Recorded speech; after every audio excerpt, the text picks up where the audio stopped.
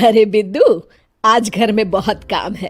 आज तुझे स्कूल जाने की जरूरत नहीं है।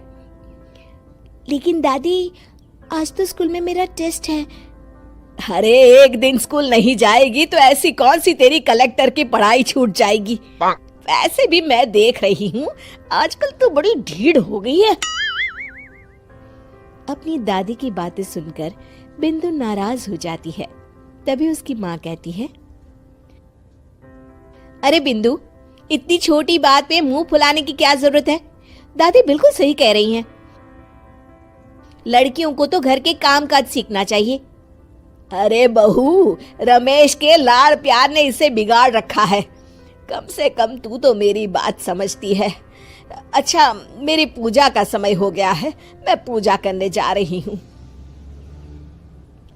इतना कहकर रमेश की माँ वहां से चली जाती है। इस तरह बिंदु की दादी और माँ दोनों अक्सर उसे घर के कामों में ही उलझा कर रखते थे। कुछ दिनों के बाद राजू और बिंदु के 10वीं के रिजल्ट्स आते हैं। दोनों बच्चे दादी को अपना अपना रिपोर्ट कार्ड दिखाते हैं। शाबाश मेरे लाल, तू तो बड़े अच्छे नंबरों से पास हुआ है। तभी बिंदु कहती है, दादी मैं भी अच्छे नंबरों से पास हुई हूँ।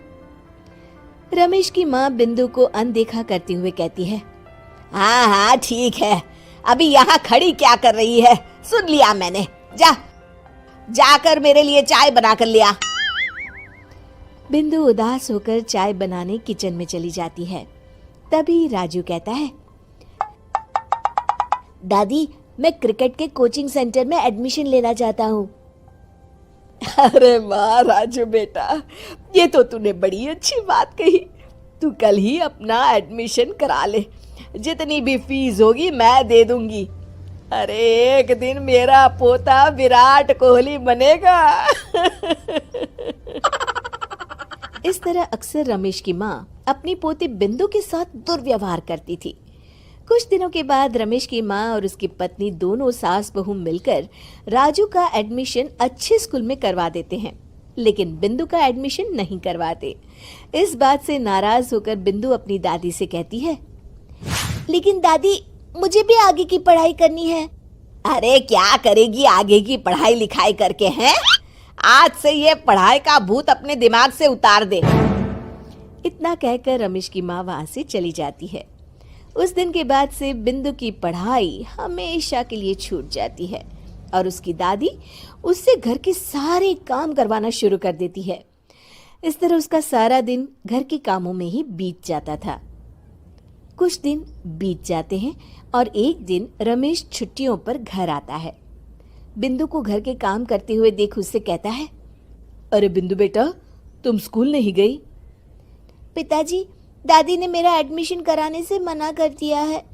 वे कहती हैं घर पे रहकर घर के काम करना सीख। अपनी माँ का ये बर्ताव देख रमेश को बहुत गुस्सा आता है और वो अपनी माँ से कहता है, माँ ये तुमने क्या किया?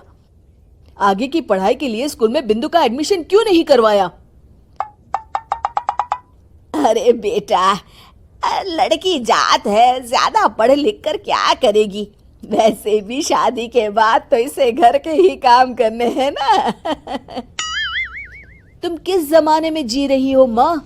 अगर कल्पना चावला के घर वाले भी तुम्हारी सोच के होते तो क्या वो पूरी दुनिया में हिंदुस्तान का नाम रोशन कर पाती? इसका स्कूल छुड़वाकर तुम इसका भविष्य बर्बाद कर रही हो, लेकिन मेरे रहते ऐसा नहीं होगा। बिंदु बेटा, कल ही तुम्हारा एक अच्छे स्कूल में एडमिशन करा दूंगा। तुम जितना चाहे उतना पढ़ो। मेरे होते हुए तुम्हें किसी बात की चिंता करने की जरूरत नहीं है। अपने पिता से हौसला पाकर बिंदु खुश हो जाती है और कहती है, जी पापा, मैं खूब मन लगाकर पढ़ाई करूंगी और बड़ी होकर डॉक्टर बनूंगी। ये हुई ना बात, शाबाश मेरी बेटी।